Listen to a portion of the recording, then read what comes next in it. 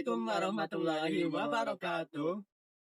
Perkenalkan kami dari kelompok 10. Nama saya adalah Amiril Mukminin. Nama saya Ajino Hidayat.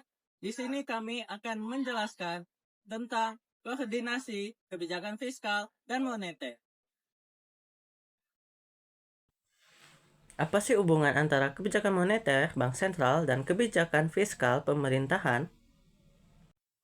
Hubungan antara kebijakan moneter, bank sentral, dan kebijakan fiskal pemerintah sangat krusial dan harus terjalin melalui koordinasi yang erat untuk mencapai pertumbuhan ekonomi, berkelanjutan, dan stabilitas makroekonomi.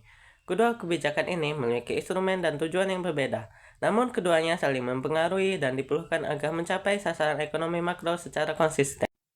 Peran masing-masing kebijakan moneter, bank sentral, tujuan utamanya menjaga stabilitas harga, mengendalikan inflasi, dan menjaga stabilitas sistem keuangan. Instrumen utamanya adalah 1. Suku bunga acuan untuk mempengaruhi biaya pinjaman dan investasi. Kedua, operasi pasar terbuka, mengontrol jumlah uang beredar atau likuiditas. Ketiga, rasio cadangan wajib, mengatur kemampuan bank menyalurkan kredit. Kebijakan fiskal pemerintah, tujuan utamanya adalah mempengaruhi permintaan agregatif, distribusi pendapatan, dan pertumbuhan ekonomi melalui alokasi sumber daya. Instrumen utamanya adalah 1. Pajak, mempengaruhi pendapatan masyarakat, konsumsi, dan investasi. Kedua, pengeluaran pemerintahan, belanja barang, belanja modal, atau infrastruktur subsidi, transfer daerah, dan lain-lain untuk merangsang aktivitas ekonomi. Ketiga, pembiayaan utang. Sinergi untuk pertumbuhan berkelanjutan. Pertumbuhan ekonomi yang berkelanjutan dicapai bukan hanya dengan pertumbuhan cepat, tetapi juga stabil dan rendah inflasi. Dicapai bukan hanya dengan pertumbuhan cepat, tetapi juga stabil dan rendah inflasi. 1. Moneter ekspansif dan fiskal ekspansif. Tujuan, mendorong percepatan pertumbuhan, misalnya saat resesi. Risiko, jika tidak hati-hati dapat memicu inflasi tinggi dan defisit anggaran yang besar. Mengganggu berkelanjutan. Koordinasi diperlukan untuk memastikan likuiditas yang disediakan moneter dimanfaatkan secara produktif oleh fiskal, misalnya untuk investasi infrastruktur, bukan hanya konsumsi yang memicu inflasi. 2. Moneter ketat dan fiskal ekspansif. Tujuan, pemerintah ingin merangsang ekonomi, tetapi bank sentral khawatir inflasi. Risiko, sering menimbulkan konflik. Fiskal yang ekspansif dapat meningkatkan permintaan agregat dan inflasi.